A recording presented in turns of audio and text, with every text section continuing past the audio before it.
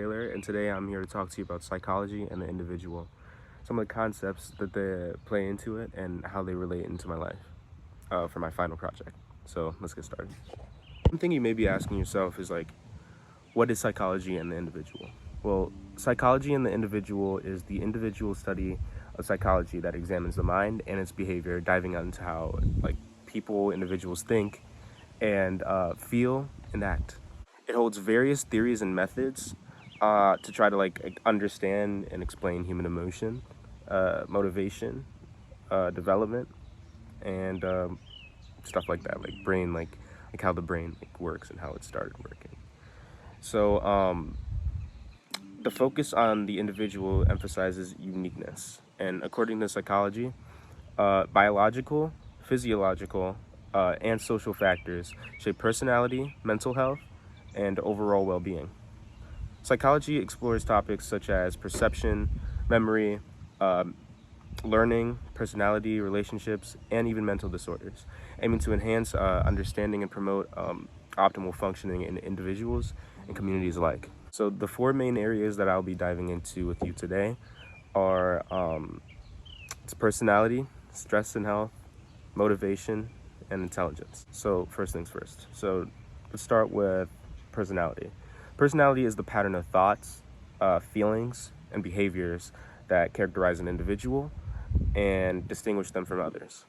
It encompasses enduring traits and characteristics that influence how a person perceives and interacts with their world, with their environment. A great example of like the theory of personality and how it works is something called the trait theory. So the trait theory says that everyone has certain qualities that stick with them and pretty much affect like how they act in different situations, like your responses to different things, and like certain experiences, certain similar experiences, you'll still like react the same way you would in that similar experience to another similar experience. Is basically what's that saying. That's what that's saying. So these qualities pretty much, which are called traits, pretty much stay the same over time. And traits like being outgoing, friendly, organized, or anxious can predict how someone will behave or feel. For example, like a trait of mine is being, as you may know, like social and like kind of talkative. So this is called extroversion. This trait can assist you with being open to new experience and new people. It leads you to new people, which leads to better relationships and new opportunities, whether that be business, sport, and all that stuff. Like literally any field, like you will probably need to, not even probably, you will need to like talk and to, in order to get what you want, period. That's just how it works. Another personality theory that I have for you is something that's called reciprocal determinism, a really popular concept in like the field of personality and psychology. So reciprocal determinism is a theory in psychology that suggests our behavior is influenced by three main things. Those three things being the environment, our personal like characteristics, kind of like our traits, and our behavior itself. So my environment and is much more like pleasant and isolated right now. As you can see, like I'm in my backyard. I got like the trees and stuff. I got like all this stuff. I got bushes. I got greenery everywhere. So it's not really like something like I can make an experience out of, like an example out of. Like it's more quaint compared to like other environments that you will be like accustomed to. But if I'm sure if it was like if I was like much less isolated, I would be much less pleasant. So what that means is like if I was like I was walking the hallways at Groves High School, and like there's a bunch of like I'm talking like the seniors are still here. Like if the seniors are still here, like a bunch of kids like crowding the hallway, and like everybody's crowding the hallway. You know, the one hallway where it's just like a bunch of people and they're just taking up this one whole hallway, and you have to like nudge through everybody to like get through, like that type of stuff. You're like much less pleasant because like you're kind of ticked because maybe it's like the 2-minute bell and you're trying to get to your next class and you can't because there's a bunch of people in the hallway, and your class is like directly behind that hallway, so you can't get to it. So that would lower how pleasant you are. I would lower like you would be kind of ticked, a little bit ticked. So that's a simple way, like that's a great example of reciprocal determinism and how it works in everyday life. The next area and overall like overbearing concept in psychology that I wanted to talk about is stress and health. So stress and health in psychology. So stress can be defined as a state of worry or mental tension caused by a difficult situation, such as like finals week or some stuff like that. Stress is a natural human response, So it's like not like you're not the only person like going through stress. So it's a natural human response that prompts us to address challenges and threats in our lives. Everyone experiences stress to some degree, according to the WHO, which is the World Health Organization. So a great way that stress can be lessened in the mind is through good exercise and nutrition. So correct exercise and nutrition really helps you feel better, think better, and relaxes your mind. So proper nutrition being like rich in fruits, vegetables, whole grains, paired with like exercise benefits of like enhancing attention, memory, and even overall like brain blood flow, can help mitigate the effects of bad stress and make you feel much like better overall.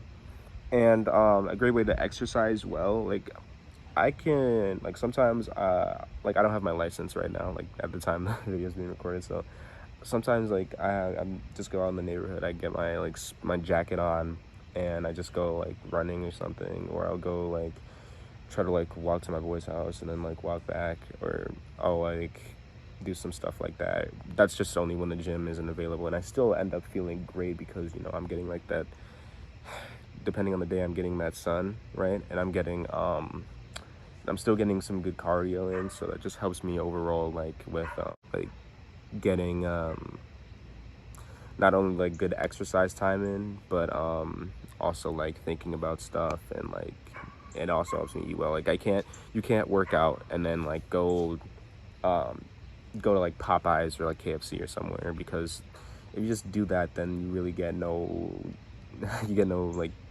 really like good looking muscles. You kind of just get like it's just like null, you know, it's like a null effect. But you're gaining muscle, but it's not good looking muscle. Like it's not like you don't look like buff, like you won't look buff at all. So that also helps you. That can definitely help you, like exercise and nutrition, like especially in my personal experience, it helps, like period. So another way to like combat like all the stress stuff is with trying to generate something that's called eustress.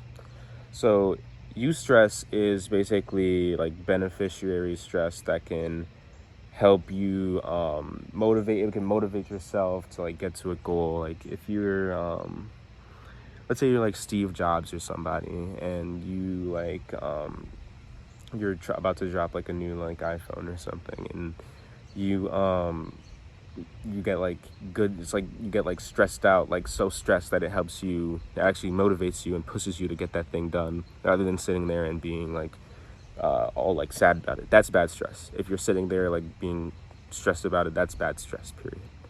So eustress generation, like the best way to go about that is like if you're and like an aspirational type of person, if you go for that like goal, you like whatever your goal is, like getting rich, maybe it's like getting a bunch of money, getting rich, and maybe it's like getting a good job, or like building more wealth, or like that's the same as getting rich, or like going to the gym or some stuff like that. Like just like pursuing your dream, period, can help you generate better eustress, and it just like it just keeps your fuel like going. And another way to do this is actually something that I don't see a lot of people do, but like even like adaptation and embracing changes in your life. So that's like maybe I just moved to like say for instance like walking outside. Like walking outside is a change from sitting in the yard like filming a video, obviously. But I've just got to learn to live with it. That's basically what embracing change is.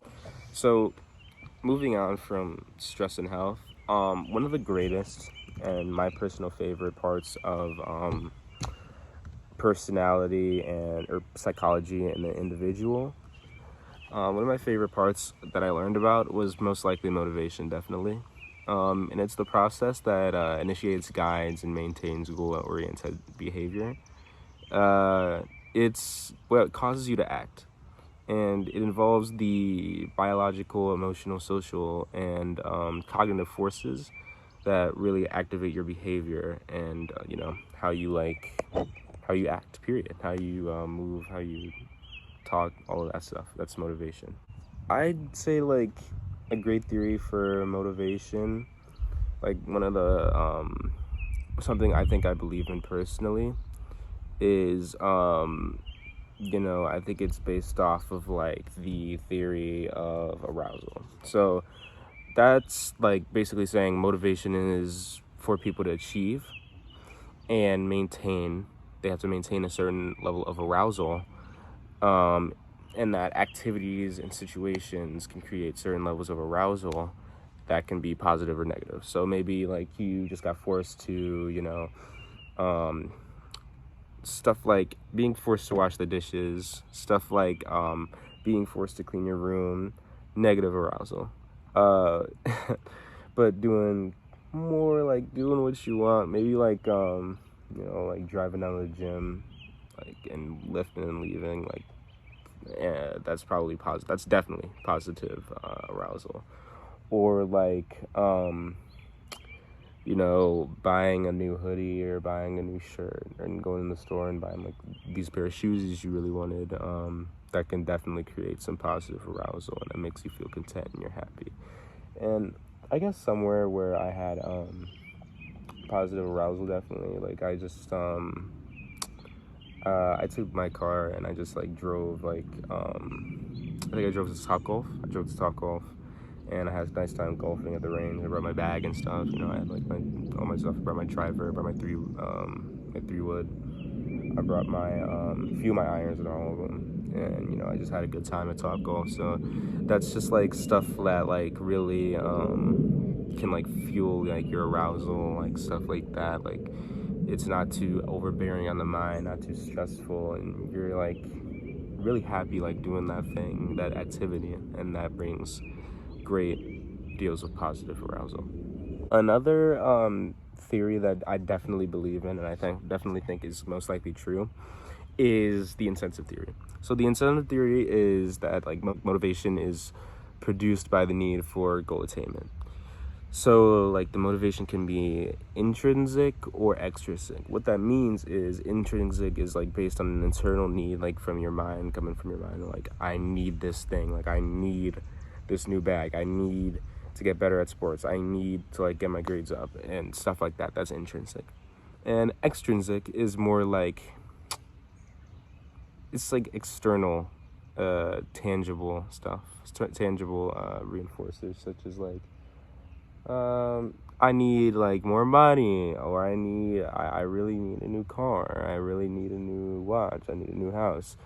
Those are extrinsic goals because they're outside of your body. That's not something like that you're always thinking about. Like you're not like doing all this stuff da, da, da, da, like intrinsically for a new house, because that doesn't benefit your body. That just benefits like your environment. That doesn't benefit you, right? So that's intrinsic and extrinsic.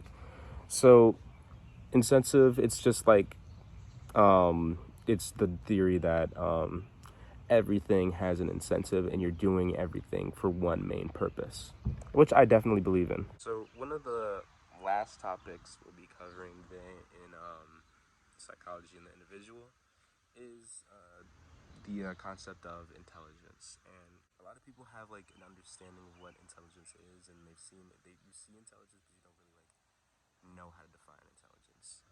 So what intelligence means is, it can mean a lot of things to a lot of different people, depending on who you ask. But intelligence is defined as a level of measurement that explains your understanding of simple concepts, problem solving, and adaptation in different environments.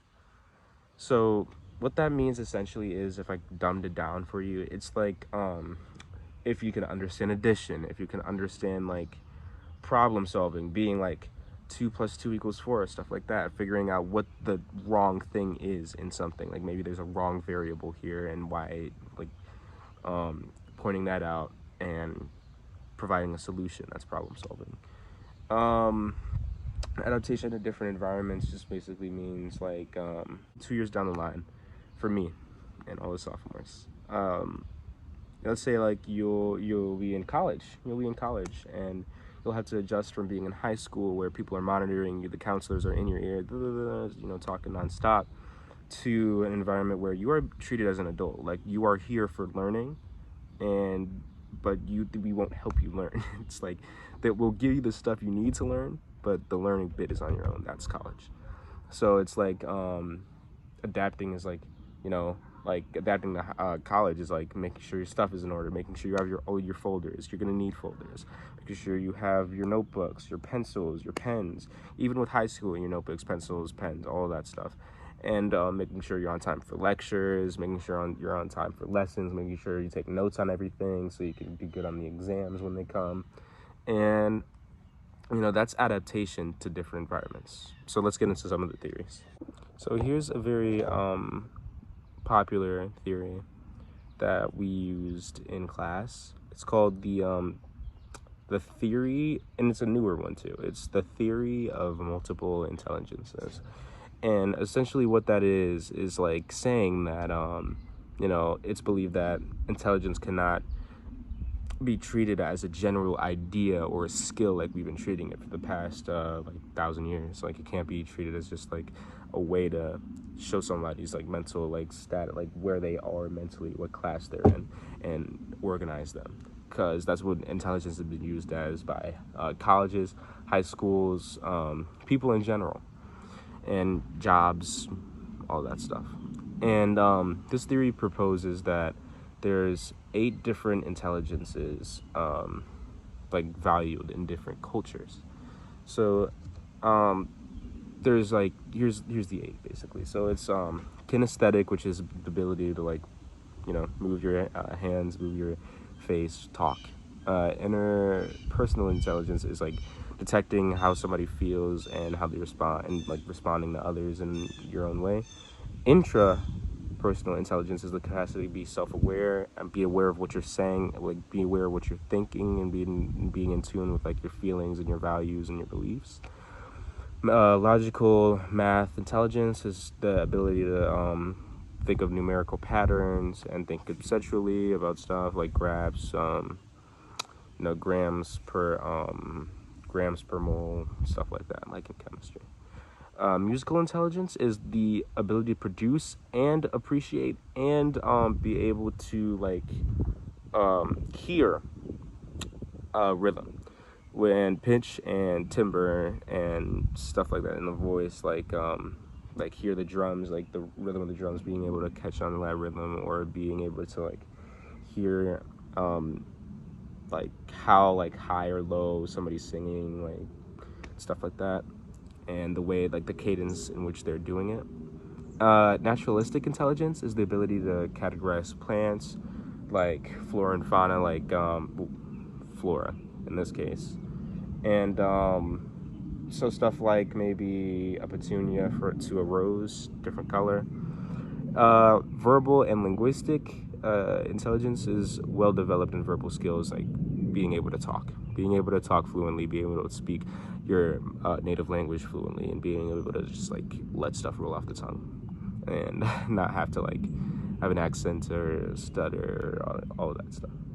And visual or spatial intelligence is the capacity to think images, like put images into your brain and to visualize them accurately and abstractly and draw them, and being able to write them down and like taking note of those images. Basically, that's visual intelligence, and that is the theory of multiple intelligences. So I can't give you an example for each and every single one of those, but I can give you an example for one of those. And I think the one that sticks out to me most is musical intelligence, because Apple Music, that's 2,000, Spotify is 4,000, it's like 6,000, 7,000 songs somewhere sitting in my library, and I just shuffle that, I listen to it. I don't really have particular songs that I want to listen to unless it's like New Music Friday or something, and Kendrick Lamar just dropped this or something. Even in like rock songs, AC/DC, like alt rock, metal, all that stuff, rap, and any of the genres. Like you should be able to, if you have musical intelligence, you should be able to replicate that rhythm and know that rhythm and feel that rhythm and enjoy that rhythm and appreciate that rhythm. That's basically what musical intelligence is. And I love the fact that I have musical intelligence, because I don't know where I'd be without, like music in general. I love music. Another theory for intelligence, our final theory for today, is it's called the general intelligence theory. So this was coined by the British psychologist. His name is Charles Spearman, and this theory believes that intelligence is a general cognitive ability that can be measured and numerically expressed, such as stuff like like by IQs 110, 120, 130, stuff like that. Like that's the measurement and the numerical expression of general intelligence. This saw that people tended to perform well on one cognitive test would also perform well on other cognitive tests, like tests of mental ability and stuff like that. Vice versa for poor scorers on those cognitive tests.